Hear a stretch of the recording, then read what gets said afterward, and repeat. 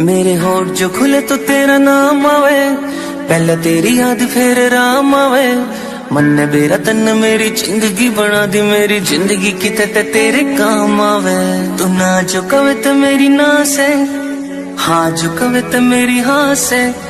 जिसकी मैं बात कोई टाल को नहीं सकता वा, और कोई कौन है मेरी माँ से। मेरी माँ मेरा रब, मेरी माँ मेरा राम, मेरी माँ मेरा शहर, मेरी माँ मेरा